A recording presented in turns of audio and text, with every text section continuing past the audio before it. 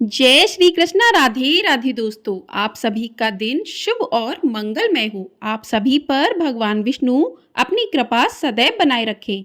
आज की वीडियो में हम सुनेंगे पौष मास महात्म्य का अध्याय 5 और साथ ही सुनेंगे भगवान श्री कृष्ण की बहुत ही अद्भुत कथा। तो आप सभी लोग हमारे साथ जुड़े रहिएगा और वीडियो को पूरा जरूर देखिएगा। तो आज के अध्याय का आरंभ हम भगवान श्री कृष्ण की एक सच्ची कथा के साथ करते हैं। कहा जाता है कि भगवान हमारी मदद तभी करते हैं जब हम पूरी श्रद्धा और भक्ति के साथ उनसे प्रार्थना करते हैं। इसके अतिरिक्त भगवान उन लोगों की भी मदद करते हैं जो स्वयं अपनी मदद करते हैं। यह परम सत्य है कि भगवान हमेशा उन लोगों की मदद जरूर करते हैं जो परिणाम की चिंता किए बिना पूरी लगन के साथ कड़ी मेहनत करते हैं। हमें अपनी सबसे बुरी परिस्थितियों में कभी भी निराश और हतोत्साहित नहीं होना चाहिए, अपितु आत्मविश्वास के साथ स्थिति पर नियंत्रण पाने के लिए शांत मन से समस्याओं के समाधान करने का निरंतर प्रयास करते रहना चाहिए। भगवान के भक्तों के मन में यह विचार निरंतर आता है कि भगवान हमारी मदद कब और कैसे करते हैं। तो आइए श्रवण करते हैं एक सच्ची कथा। धन्ना जी का जन्म एक सामान्य किसान परिवार में हुआ था। इनके पिताजी मुख्य रूप से खेती करते थे और गायों का पालन किया करते थे। एक दिन धन्ना जी के परिवार के कुल गुरु, जिनका नाम था पंडित त्रिलोचन, वे तीर्थ यात्रा करके लौटे थे और कुछ दिनों के लिए धन्ना जी के घर पर रुक गए। पंडित त्रिलोचन जी शालिग्राम भगवान की सेवा किया करते थे। वह बड़े ही भाव से भगवान शालिग्राम की शिला की सेवा करते थे। उनको पुष्प चढ़ाते, भोग लगाते और भगवान को भोग लगाने के बाद ही पंडित जी हमेशा भोजन ग्रहण करते थे। बालक धन्ना पंडित जी को यह सब करते हुए देखता था तो उसे भगवान की सेवा बड़ी अच्छी लगती थी। जब पंडित जी भगवान की सेवा करते तो धन्ना को बड़ा ही सुकून मिलने लगता था। कुछ दिनों के बाद जब पंडित जी जाने लगे तब बालक धन्ना पंडित जी से शालिग्राम भगवान के लिए जिद करने लगा। कहने लगा कि मुझे भी ठाकुर जी चाहिए, परंतु पंडित जी अपने ठाकुर जी को छोटे से बालक को कैसे दे सकते थे। धन्ना जी को उनके माता पिता ने बहुत समझाया, परंतु धन्ना जी नहीं माने। अंत में लोगों ने पंडित जी से कहा कि अरे यह तो बालक है, इसे शालिग्राम जैसा कुछ और देकर बहला फुसला दीजिए। अगले दिन पंडित जी नदी में स्नान करने गए। वहां से एक गोल मटोल थोड़ा बड़ा सा काले रंग का एक पत्थर लेकर आ गए। तब वो धन्ना जी के पास आकर बोले, बेटा मैं तुम्हें अपने ठाकुर जी को दे दूंगा, लेकिन मेरे पास दो ठाकुर जी हैं, बड़े ठाकुर जी और छोटे ठाकुर जी। अब बताओ तुम्हें कौन से ठाकुर जी चाहिए। धन्ना जी ने झट से जवाब दिया, मुझे तो बड़े ठाकुर जी चाहिए। और पंडित जी भी यही चाहते थे। तब पंडित जी ने धन्ना जी को वह बड़ा काला पत्थर और उसे बड़े ठाकुर जी बताकर धन्ना जी को दे दिया। अब ठाकुर जी को पाकर धन्ना जी बहुत प्रसन्न हो गए, बड़े भाव से उनकी सेवा करने लगे। जब धन्ना जी गाय चराने खेतों की तरफ जाते तो ठाकुर जी को अपने साथ ले जाते थे। धन्ना जी की माँ ने उनको बाजरे की रोटी, साग, अचार और गुड़ खाने को दिया। अब धन्ना जी ने भी निश्चय किया कि वह भी पंडित जी की तरह ही ठाकुर जी को जब तक भोग नहीं लगाएंगे और जब तक ठाकुर जी को खिला नहीं लेंगे तब तक वो खुद भी भोजन नहीं करेंगे। धन्ना जी जब खेत में पहुंचे तो प्रेम से ठाकुर जी को पुकार करके कहने लगे कि ठाकुर जी, जब तक आप भोग नहीं लगाएंगे तब तक मैं भोग नहीं लगाऊंगा। धन्ना जी ने निश्चय किया कि जब तक ठाकुर जी प्रकट होकर भोग नहीं लगाते वह भी भोजन का एक टुकड़ा भी ग्रहण नहीं करेंगे। जब ठाकुर जी ने भोग नहीं लगाया तो धन्ना जी ने शाम को वह रोटी गाय को खिला दी। 3 दिन तक ऐसा ही चलता रहा। न ठाकुर जी भोग लगाते और न धन्ना जी भोजन करते। चौथे दिन की बात है कि धन्ना जी की माता फिर से रोटी लेकर आई। उस दिन धन्ना जी अपने खेतों में जोर जोर से रोने लगे और ठाकुर जी से गुहार करने लगे।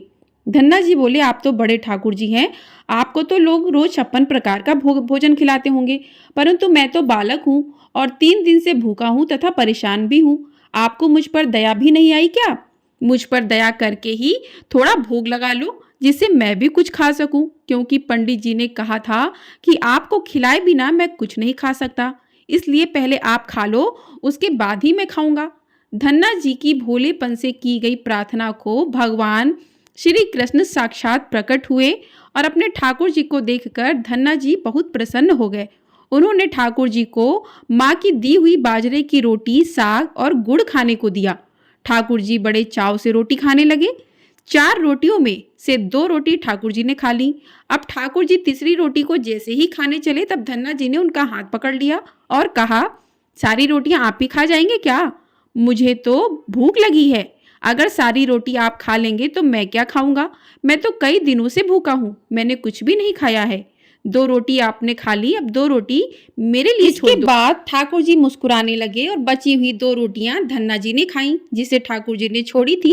अब तो उनका यह रोज का नियम बन गया। धन्ना जी जब भी गाय चराने जाते तो भोजन खेत में जाकर के ठाकुर जी के साथ ही करते थे। एक दिन ठाकुर जी ने धन्ना जी से कहा कि तुम रोज मुझे रोटी खिलाते हो, मैं मुफ्त में रोटी नहीं खाना चाहता, मैं तुम्हारा कोई काम कर दिया करूंगा। धन्ना जी ने कहा, मैं तो बालक हूँ, केवल गाय ही चराता हूँ, मैं आपको क्या काम बता सकता हूँ। तब ठाकुर जी ने कहा कि मैं तुम्हारी गाय ही चरा दिया करूंगा। उस दिन के बाद से ठाकुर जी धन्ना जी की गाय चराने लगे। एक दिन धन्ना जी ने ठाकुर जी से पूछा कि आप मुझे अपने हृदय से क्यों नहीं लगाते? तब ठाकुर जी ने कहा, मैं तुम्हें प्रत्यक्ष हो गया हूँ, लेकिन पूरी तरह से मैं तब मिलता हूँ जब कोई सतगुरु जीव को अपना लेता है। अभी तुमने अपने किसी गुरु की शरणागति ग्रहण नहीं की है, इसलिए मैं तुम्हें अपने हृदय से नहीं लगा सकता। तब धन्ना जी बोले, मैं तो जानता ही नहीं कि गुरु किसे कहते हैं, फिर मैं अपना गुरु किसे बनाऊं? ठाकुर जी बोले, काशी में जगत गुरु श्री रामानंद आचार्य मेरे ही स्वरूप में विराजमान है, तुम जाकर उनकी शरण ग्रहण करो। ठाकुर जी के कहे अनुसार धन्ना जी ने काशी जाकर रामानंद आचार्य की शरणागति ग्रहण कर ली। उस समय धन्ना की आयु लगभग 15 से 16 साल के आसपास थी। श्री रामानंद आचार्य जी ने धन्ना जी को अपने शिष्य के रूप में स्वीकार कर लिया और उन्हें आदेश दिया कि अब तुम अपने घर चले जाओ। धन्ना जी बोले, गुरुजी, अब मैं घर नहीं जाना चाहता, आप मुझे घर जाने का आदेश क्यों दे रहे हो?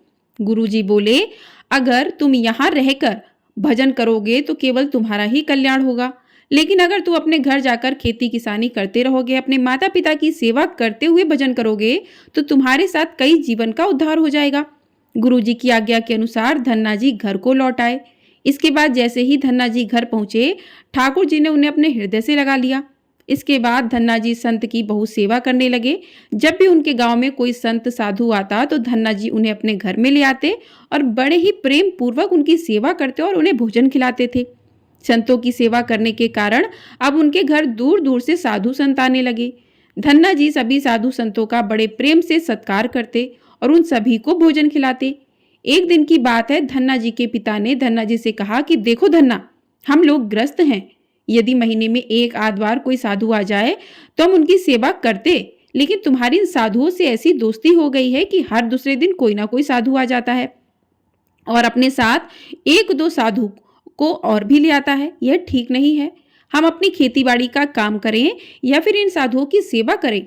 तुम तो अभी बालक हो, कुछ कमाते नहीं हो, तुम्हारा पालन पोषण भी हमें ही करना है और ऊपर से तुम साधुओं को बुला लेते हो। इस प्रकार इन निठल्ले साधुओं की सेवा करना ठीक नहीं है।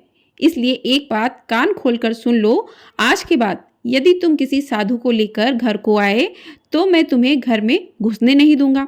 तुम्हें अगर साधु की सेवा करनी है तो पहले कुछ कमाई करो, फिर अपनी कमाई से साधु की सेवा करना। पिताजी की बात को सुनकर धन्ना जी उदास हो गए और चुपचाप खड़े हो गए।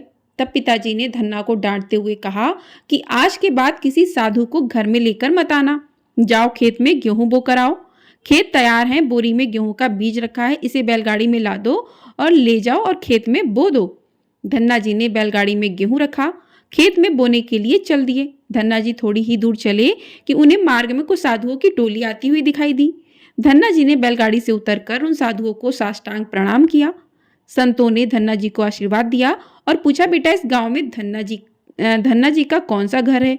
सुना है वह जगत गुरु रामानंद चार्य के शिष्य हैं और बहुत छोटी सी उम्र में उन्होंने भगवान का दर्शन प्राप्त कर लिया। हम भी उनका दर्शन करना चाहते हैं। यह सुनकर धन्ना जी संकोच में पड़ गए और वह हाथ जोड़कर बड़ी ही विनम्रता से बोले, महाराज मुझे ही लोग धन्ना भगत कहते हैं। संत बोले, भगवान ने बड़ी कृपा की, हम जिनसे मिलने आए थे वो हमें यही मिल गए। निश्चित ही आप वैसे ही भक्त हैं जैसा आपके विषय में हमने सुना था। कितनी विनम्रता है। आप में चलिए, आपके घर चलते हैं, वहीं बैठकर आपसे चर्चा करेंगे और ढेर सारी बातें करेंगे। धन्ना जी ने सोचा, अभी पिताजी ने साधुओं को घर लाने से मना किया है, यदि मैं खेतों में बीज बोने के बजाय इन साधुओं संतों को घर ले गया तो पिताजी आसमान सर पर उठा लेंगे। और इन साधुओं को भी भगा देंगे।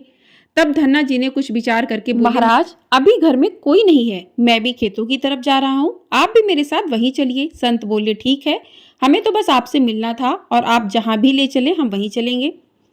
फिर धन्ना जी उन सभी साधुओं को खेत पर लेकर चले गए। खेत में एक पेड़ के नीचे बने हुए चौतरों पर साधुओं को बैठा करके बोले, महाराज आप यहीं पर कुछ देर विश्राम कीजिए, तब तक मैं आपके लिए भोजन पानी की व्यवस्था करता हूँ। इतना कहकर धन्ना जी वहां से बैलगाड़ी लेकर के चले गए। बैलगाड़ी लेकर धन्ना जी सीधे बनिया की दुकान पर पहुंचे। वहां पर उन्होंने बैलगाड़ी में जो भी बीज गेहूं के खेत में बोने के लिए रखे थे उसे बनिए को बेच दिया और उस बीज के उन पैसों से दाल चावल और जो भी उनसे बनने वाला पदार्थ था, चूरमा, सब खरीद लिया। सारा सामान लेकर धन्ना जी खेत पर पहुंचे। वहां पर संतों के साथ मिलकर बहुत अच्छा दाल बाटी और चूरमा का प्रसाद बनाया। भगवान को भोग लगाने के बाद बड़े ही प्रेम से संत और धन्ना जी बैठ करके भोजन किया। इसी बीच भगवान की चर्चा भी होती रही। संतों को भोजन करवाने के बाद बड़े प्रेम से धन्ना जी ने उनको विदा कर दिया। संतों के जाने के बाद धन्ना जी सोचने लगे कि बीज वाले गेहूं को तो बेच करके मैंने संतों को भोजन करा दिया, अब खेत में क्या बोया जाए। अगर पिताजी बीज मांगेंगे तो मैं कहाँ से बीज ला करके दूंगा। यदि खेत में कुछ पैदा नहीं हुआ तो मैं पिताजी को कौन सा जवाब दूंगा। यही सोच करके धन्ना जी ने बोरी में रेत भरी और आसपास के लोगों को दिखाने के लिए उस रेत को खेत में बोने लगे। सुबह से शाम तक सारी बोरियां जो रेत से भरी थीं, धन्ना जी ने वो सब खेत में बो दी। आसपास के खेतों के किसान देख रहे थे कि धन्ना जी खेतों में गेहूं बो रहे हैं, जबकि वो तो खेतों में रेत बो रहे थे। खेत बोने के बाद धन्ना जी बड़े प्रसन्न मन से घर की ओर चल दिए। वह सोच रहे थे कि खेत में तो कुछ उगना ही नहीं है, इसलिए देखभाल भी नहीं करनी पड़ेगी। धन्ना जी जब घर पहुंचे तो पिताजी ने पूछा कि खेत बो आए? तो धन्ना जी बड़ी प्रसन्नता के साथ बोले कि पिताजी मैं खेत बो आया हूँ। कुछ दिन बीते, धन्ना जी के पिताजी और गांव के कुछ बड़े बूढ़े लोग धन्ना जी के पास आए और बोले कि तुमने कैसा खेत बोया है, ऐसी फसल तो हमने अपने जीवन में आज तक नहीं देखी। ऐसा लगता है जैसे गेहूं का एक एक दाना नाप नाप करके एक समान दूरी पर बोया गया हो और सारे ही दाने उगाए हों। इतनी सुंदर फसल तो हमने आज तक नहीं देखी, ये सब तुमने कैसे किया। धन्ना जी मन ही मन सोचने लगे कि ये सब तो उनको ताने मार रहे हैं, खेत में कुछ होगा नहीं इसलिए ऐसी बातें कर रहे हैं। तब धन्ना जी आश्चर्यचकित होकर के स्वयं खेत पर जाकर के देखा तो बड़े ही आश्चर्यचकित हो गए। उन्होंने देखा कि खेत में तो सच में बाली थी। जिस खेत में उन्होंने रेत बोई थी वहां पर अब फसल उगाई थी और इतनी सुंदर फसल उन्होंने भी कभी नहीं देखी थी। फसल को देखकर धन्ना जी को भगवान की कृपा का एहसास हुआ और उनकी आंखों से आंसू निकल आए। धन्ना जी जोर जोर से रोने लगे। जब धन्ना जी के पिता और अन्य गांव वालों ने रोने का कारण पूछा तब धन्ना ने रोते हुए सारी घटना कह सुनाई। धन्ना जी बोले, पिताजी आपने संतों को घर लाने के लिए मना किया था। उस दिन खेत बोने के लिए जो गेहूं आपने दिए थे मैंने वो बेच दिए थे, क्योंकि उस दिन मुझे मार्ग में कुछ संत मिल गए थे। तो उन संतों को अपने घर नहीं लाया तो खेत पर ही ठहरा करके जो भी गेहूं के बीज से बोने के लिए दिया था सब बनिए की दुकान पर बेच करके मैंने संतों को भोजन करवा दिया था। इसके बाद मैंने लोगों को दिखाने के लिए खेत में गेहूं की जगह रेत को बो दिया। फिर यह फसल कैसे उग गई ये मुझे नहीं मालूम। धन्ना जी की बात सुनकर उनके पिताजी की आंखों से आंसू आ गए और बोले कि मेरा धन्य भाग्य है जो मेरे घर में तुम्हारे जैसे पुत्र ने जन्म लिया। आज के बाद हम तुमको रोकेंगे नहीं, जितना हो सके साधु को बुलाओ और उनकी सेवा करो। हम तुम्हें अब कभी भी मना नहीं करेंगे। आज से ही मैं भगवान की भक्ति किया करूंगा और तुम्हारे साथ संतों की सेवा करूंगा। इसके बाद धन्ना जी और उनके परिवार वाले खूब संतों की सेवा करने लगे। कुछ समय बाद धन्ना जी की उगाई फसल को काटने का समय आ गया। उस समय उतनी ही खेती में से पहले से 50 गुना ज्यादा गेहूं निकला। यह गेहूं इतना ज्यादा था कि उसे रखने तक की जगह नहीं बची थी। गांव के सभी लोग धन्ना जी की फसल को देखकर आश्चर्यचकित हो गए और सभी आश्चर्य करने लगे। अब धन्ना जी और उनका परिवार अपनी क्षमता के अनुसार खूब संतों की सेवा और भगवान की भक्ति करने लगे। उनके घर हमेशा साधु संतों का तांता लगा रहता था। साधु संतों की बड़ी बड़ी जमातें आईं। धन्ना जी बड़े प्रेम से उन सभी का आदर सत्कार करते। अब धन्ना जी जब भी खेतों में फसल बोते ऐसे ही फसल होने लगी।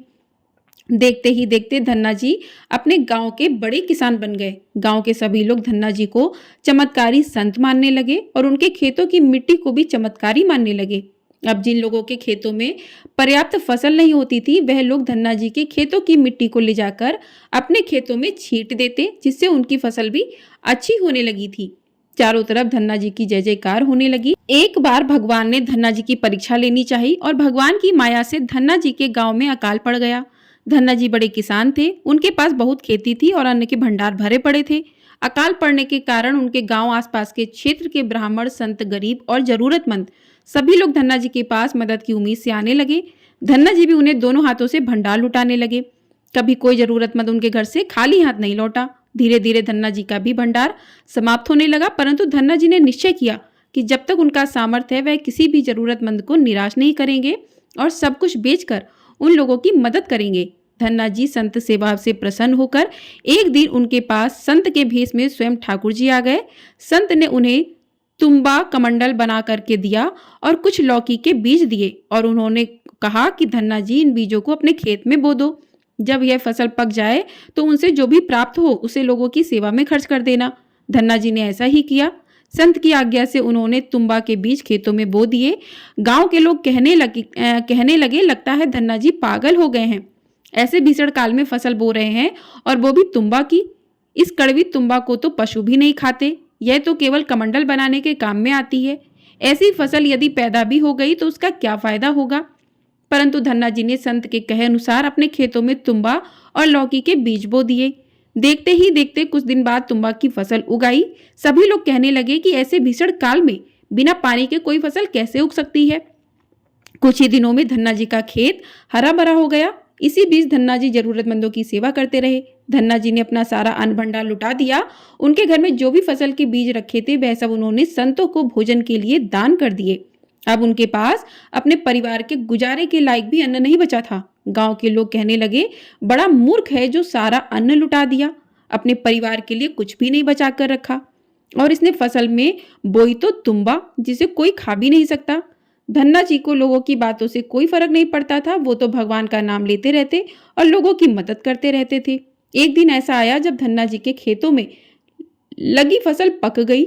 उनके खेत में बड़े बड़े तुम्बा के फल दिख रहे थे। धन्ना जी से सोचा, अब दान करने को तो कुछ भी नहीं है, अब इन तुम्बा से कमंडल बनाकर संतों को दिया करूंगा। धन्ना जी खेतों में लगे सभी तुम्बा के फल तोड़कर घर को ले आए। जैसे ही उन्होंने एक तुम्बा को कमंडल बनाने के लिए काटा, उन्होंने देखा कि तुम्बा हीरे, मोती, जवाहरात और कीमती रत्नों से भरा हुआ था। तुम्बा को कीमती रत्नों से भरा हुआ देखकर वो आश्चर्यचकित रह गया, क्योंकि उनके पास तो तुम्बा की पूरी फसल थी। उन्होंने देखा सभी तुम्बा में ऐसे ही कीमती रत्न भरे हुए थे। अब उनके पास इतने कीमती रत्न और जवाहरात हो गए जितना किसी राजा के पास शायद ही हो। इस चमत्कार को देखने के बाद धन्ना जी को उन संत की याद आई जिन्होंने उन्हें तुम्बा के बीज दिए थे। संत ने कहा था कि इस फसल से जो भी प्राप्त हो उससे लोगों की सेवा करना। अब धन्ना जी उस धन से लोगों की सेवा करने लगे। फिर वह दोनों हाथों से लोगों की मदद करने लगे। उस समय वह अकाल कई वर्षों तक चला। उस समय धन्ना जी ने अपने घर पर और आसपास कई गांव में लंगर शुरू करवा दिया। आसपास के सैकड़ों गांव में लाखों लोग बरसों तक धन्ना जी के लंगर में तीनों समय का भोजन किया करते थे। धन्ना जी ने अपने जीवन में बहुत मंदिर, बावड़िया, तालाब और धर्मशाला भी बनवाए थे और हर तरह से साधु संत और जरूरतमंद लोगों की मदद करते थे। लोग धन्ना जी को धन्ना सेठ कहकर बुलाने लगे। धन्ना जी जैसा धनी आज तक कोई नहीं हुआ। वह धन और मन दोनों से ही धनी थे। आज भी उनके नाम पर धनी लोगों को धन्ना सेठ की पदवी दी जाती है और कहा जाता है, क्या तुम धन्ना सेठ हो गए हो? यदि भगवान की कृपा जिस पर हो जाए और उनका आशीर्वाद जिनको प्राप्त हो जाए तो उनके लिए जीवन में कुछ भी असंभव नहीं होता, सब संभव हो जाता है। जब भगवान की कृपा धन्ना पर बनी और धन्ना जी से धन्ना सेठ बन गए। बोली भगवान कृष्ण कन्हैया की जय। बोली शालिग्राम भगवान की जय। तो प्रिय श्रोताओं, अब हम सुनेंगे आज का अध्याय। कल के अध्याय में आपने जाना था कि किस प्रकार से एक ब्राह्मण भगवान शिव और देवी पार्वती जी के द्वार पर आया और वह उनसे अन्न की और अन्य प्रकार के अनेक मिष्ठानों की याचना करने लगा। किंतु वह ब्राह्मण तो बात करते ही अंतर ध्यान हो गया और एक शिशु के रूप में बदल गया। वो शिशु कौन था, वो आज के अध्याय में जानेंगे। तब श्री नारायण कहते हैं, मुने, इस प्रकार से जब श्री हरि, जो कि एक ब्राह्मण के रूप में ही वहां पधारे थे, अंतर ध्यान हो गए। तब देवी पार्वती जी और शंकर जी ब्राह्मण की खोज करते हुए चारों ओर घूमने लगे। उस समय देवी पार्वती कहने लगी, हे विप्रवर, आप अत्यंत वृद्ध और भूख से व्याकुल थे। हे तात, आप कहाँ चले गए? हे विभो, मुझे दर्शन दीजिए और मेरे प्राणों की रक्षा कीजिए। अब देवी भगवान शिव जी से कहने लगी, शिव जी जल्दी उठिए और उन ब्राह्मण देव की खोज कीजिए। वो तो क्षण मात्र उदास मन वाले हम लोगों के सामने आए थे। परमेश्वर, अगर भूख से पीड़ित अतिथि ग्रस्त के घर से अपूजित होकर भूखा ही चला जाता है, तो क्या उस ग्रस्त का जीवन व्यर्थ नहीं हो जाता? यहाँ तक कि उसके पितर उसके द्वारा दिए गए पिंडदान और तर्पण को भी ग्रहण नहीं करते, और अग्नि उसकी दी हुई आहुति और देवगण उसके द्वारा निवेदित पुष्प पर जल भी स्वीकार नहीं करते। उस आप पवित्र का हव्य, पुष्प, जल और द्रव्य सभी मदिरा के समान हो जाता है। उसका शरीर मदिरा के समान और स्पर्श पूर्ण नाशक हो जाता है। और इसी बीच वहां एक आकाशवाणी हुई, जिसे शोक से आतुर और विकलता से युक्त देवी ने सुना। आकाशवाणी ने कहा, हे जगत माता, शांत हो जाओ और मंदिर में अपने पुत्र की ओर जरा देखो तो सही। वे साक्षात गोलोकाधिपति परिपूर्णतम श्री कृष्ण हैं। शुभ पुण्यक व्रत वृक्ष का सनातन फल है। योगी लोग जिस अविनाशी तेज का प्रसन्न मन से निरंतर ध्यान करते हैं, वैष्णवगण और ब्रह्मा, विष्णु और शिव आदि देवता जिनके ध्यान में लीन रहते हैं, प्रत्येक कल्प में जिस पूजने की सबसे पहले पूजा होती है, जिनके स्मरण मात्र से सभी विघ्न नष्ट हो जाते हैं और जो पुण्य की राशि स्वरूप है, मंदिर में विराजमान अपने उस पुत्र की ओर जरा देखो तो सही। प्रत्येक कल्प में आप जिस सनातन ज्योति रूप का ध्यान करती हो, वही आपका पुत्र है। यह मुक्तिदाता और भक्तों के अनुग्रह का मूर्ति रूप है। जरा उसकी ओर निहारो तो सही, जो आपकी कामना पूर्ति का बीज, तप रूपी कल्प वृक्ष का फल और लावण्यता में करोड़ों कामदेवों को निंदित करने वाला है। अपने उस सुंदर पुत्र को देखो। देवी, आप क्यों विलाप कर रही हो? अरे, ये कोई भूखा ब्राह्मण नहीं है, ये तो विप्र वेश में स्वयं जनार्दन है। अब कहाँ वह वृद्ध और कहाँ वे अतिथि? हे नारद, ऐसा कहकर वह आकाशवाणी मौन हो गई। तब उस आकाशवाणी को सुनकर देवी पार्वती भयभीत होकर अपने महल के अंदर गईं। वहां उन्होंने शैया पर सोए हुए बालक को देखा। वह आनंद पूर्वक मुस्कुराते हुए महल की छत के भीतरी भाग को देख रहा था। उसके प्रभाव सैकड़ों चंद्रमाओं के समान थी। वह अपने प्रकाश समूह से भूतल को प्रकाशित कर रहा था। हर्षपूर्वक स्वेच्छानुसार इधर उधर देखते हुए सैया पर उछल कूद कर रहा था और स्तनपान की इच्छा से रोते हुए उमा ऐसे शब्द कर रहा था। उस अद्भुत रूप को देखकर सर्वमंगला पार्वती जी त्रस्त होकर शंकर जी के पास गईं और उनसे बड़े मंगल वचन बोली कि मैं प्राणपति, घर चलिए और मंदिर के भीतर चलकर प्रत्येक कल्प में आप जिनका ध्यान करते हैं और जो तपस्या का फल दाता है, जरा उसे तो देखिए, जो पुण्य का बीज महोत्सव स्वरूप पुत्र नामक नरक से रक्षा करने का कारण और भव सागर से पार करने वाला है।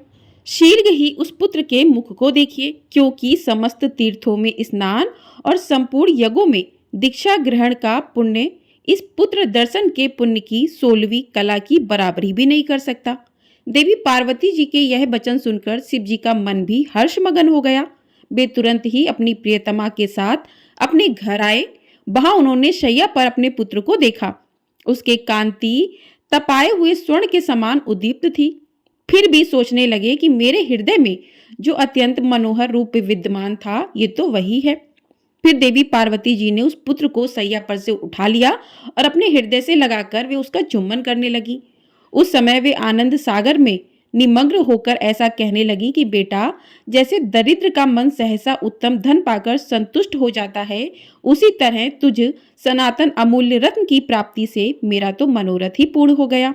जैसे त्रिकाल से प्रवासी हुए प्रीतम के घर लौटने पर स्त्री का मन पूर्ण मगन हो जाता है, वैसे प्रसन्न हो जाती है, वही दशा इस समय मेरे मन की भी हो रही है। वत्स, जैसे एक पुत्र वाली माता चिरकाल से बाहर गए हुए अपने इकलौते पुत्र को आया देखकर वही संतुष्ट हो जाती है, अर्थात प्रसन्न हो जाती है, वैसे ही इस समय मैं भी संतुष्ट हो रही हूँ। जैसे मनुष्य चिरकाल से नष्ट हुए उत्तम रत्न को और अनावृष्टि के समय उत्तम वृष्टि अर्थात वर्षा को पाकर हर्ष से फूल उठता है, उसी प्रकार तुझ पुत्र को पाकर मैं भी हर्ष गदगद हो रही हूँ। लंबे समय से व्रत उपवास करने वाले भूखे मनुष्य का मन जैसे सामने उत्तम अन्न को देखकर प्रसन्न हो जाता है, उसी तरह मेरा मन भी हर्षित हो रहा है। ऐसा कहकर पार्वती जी ने अपने बालक को गोद में लेकर प्रेम के साथ उसे स्तनपान कराया। उस समय उसका मन परमानंद में निमग्न हो गया। फिर भगवान शंकर ने भी प्रसन्न मन से उस बालक को अपनी गोद में उठा लिया। श्री नारायण जी कहते हैं, नारद उन दोनों पति पत्नी अर्थात शिव जी और पार्वती जी ने बाहर जाकर पुत्र की मंगल कामना से बड़े हर्ष से ब्राह्मणों को तरह तरह के रत्न दान किए, भिक्षुओं और बंधुओं को तरह तरह की वस्तुएं बांटी। उस अवसर पर शंकर जी ने अनेक प्रकार के बाजे बजवाए। हिमालय ने ब्राह्मणों को 1,00,000 रतन, 1,000 श्रेष्ठ हाथी, 3,00,000 घोड़े और श्रेष्ठ मड़ियां आदि दान की। इसके अलावा दूसरे प्रकार के भी दान जैसे वस्त्र आभूषण और क्षीर सागर से उत्पन्न सभी तरह के अमूल्य रत्न भी दान किए। कौतुकी विष्णु जी ने ब्राह्मणों को कौस्तुभ मणि का दान किया। ब्रह्मा जी ने हर्षपूर्वक ब्राह्मणों को ऐसी विशिष्ट वस्तु दान में दी जो सृष्टि में परम दुर्लभ थी। हे ब्राह्मण, उस अवसर पर क्षीर सागर ने हर्षित होकर कौतुकवश 1,000 माणिक के, 100 मणि हीरक, 1 सहस्त्र हरे रंग की श्रेष्ठ मणियां और बहुत सारे अमूल्य रत्न आदि ब्राह्मणों को प्रदान किए। सरस्वती देवी ने अमूल्य रत्नों का बना हुआ एक ऐसा हार दिया जो तीनों लोकों में परम दुर्लभ था। मुने शिव पुत्र के जन्मोत्सव में उपस्थित सभी लोगों ने इस प्रकार ब्राह्मणों को दान देकर उसके बाद उस शिशु का दर्शन किया। उस समय वे सब परमानंद में निमग्न थे। मुने उस दान में ब्राह्मणों और वंदियों को इतना धन मिला कि वे दान में मिली वस्तुओं को उठाने तक में असमर्थ थे, इसलिए बोध से घबराकर मार्ग में रुक रुक कर चलते थे। वह सभी विश्राम करने के बाद पूर्व काल के दाताओं की कथा कहते थे, जिसे व्रत और युवा भिक्षुक प्रेम पूर्वक सुना करते थे। नारद उस अवसर पर श्री विष्णु ने आनंद मग्न होकर दुदुम्भी का शब्द कराया, फिर गीत गवाए, नाच करवाए, वेदों और पुराणों के पाठ करवाए, फिर मुनिवरों को बुलवाकर हर्ष पूर्वक उनका पूजन किया, मांगलिक कार्य करवाए और उसने उनसे आशीर्वाद दिलवाया। देवी और देवगणों के साथ वे स्वयं भी उस बालक को शुभ आशीर्वाद देने गए। श्री विष्णु जी ने, श्री ब्रह्मा जी ने, धर्म ने, महादेव जी ने, लक्ष्मी जी ने, सरस्वती जी ने, सावित्री जी ने, हिमालय ने और मेनका आदि ने उस शिशु को भरपूर आशीर्वाद दिया। फिर समागत सभी ऋषि मुनियों और सिद्धों ने आशीर्वाद दिया। ब्राह्मणों और वंदियां ने सभी प्रकार की मंगल कामना की। वत्स नारद, इस प्रकार मैंने गणेश जी का जन्म वृत्तांत, जो संपूर्ण मंगलों का मंगल करने वाला और समस्त विघ्नों का विनाशक है, पूर्ण तरह तुमसे वर्णन कर दिया। जो मनुष्य अत्यंत समाहित होकर इस सुमंगल अध्याय को सुनता है या पढ़ता है, वह संपूर्ण मंगलों से युक्त होकर मंगलों का आवास स्थान हो जाता है। इसके श्रवण से पुत्रहीन को पुत्र, निर्धन को धन, कृपाण को निरंतर धन प्रदान करने वाली शक्ति, पत्नीहीन को पत्नी, प्रजागामी को प्रजा और रोगी को आरोग्य प्राप्त होता है। दुर्भाग्यप्रद स्त्री को सौभाग्य, भ्रष्ट हुआ पुत्र, नष्ट हुआ धन और प्रवासी पति मिल जाता है और शोकग्रस्त को सदा आनंद की प्राप्ति हो जाती है। इसमें कोई भी संदेह नहीं है। मुने, गणेशाख्यान के श्रवण से मनुष्य को जिस पुण्य की प्राप्ति होती है, वह फल निश्चय ही इस अध्याय के श्रवण से मिल जाता है। वह मंगला अध्याय जिसके घर में विद्यमान रहता है, वह सदा मंगल युक्त रहता है। इसमें तनिक भी संशय नहीं है। यात्रा काल में अथवा पुण्य अवसर पर जो मनुष्य एकाग्र मन से इसका श्रवण करता है, श्री गणेश की कृपा से अपने सभी मनोरथ को प्राप्त कर लेता है। आज का अध्याय यहीं पर समाप्त हुआ। अगले अध्याय में आप जानेंगे कि बालक गणेश को देखने के लिए शनिदेव भी आए थे, लेकिन शनिदेव को वहां पर कुछ भी दिखाई नहीं दिया। ऐसा क्यों हुआ, ये जानने के लिए कृपया आप हमारे अगले अध्याय का इंतजार अवश्य करें। आपको ये अध्याय पसंद आया हो तो वीडियो को लाइक, चैनल को सब्सक्राइब अवश्य कर लीजिएगा, ताकि आपको समय से सभी वीडियो प्राप्त हो सके। और ये वीडियो पसंद आई हो तो कमेंट बॉक्स में जय श्री कृष्णा राधे राधे अवश्य लिखिएगा। जय श्री कृष्णा राधे राधे।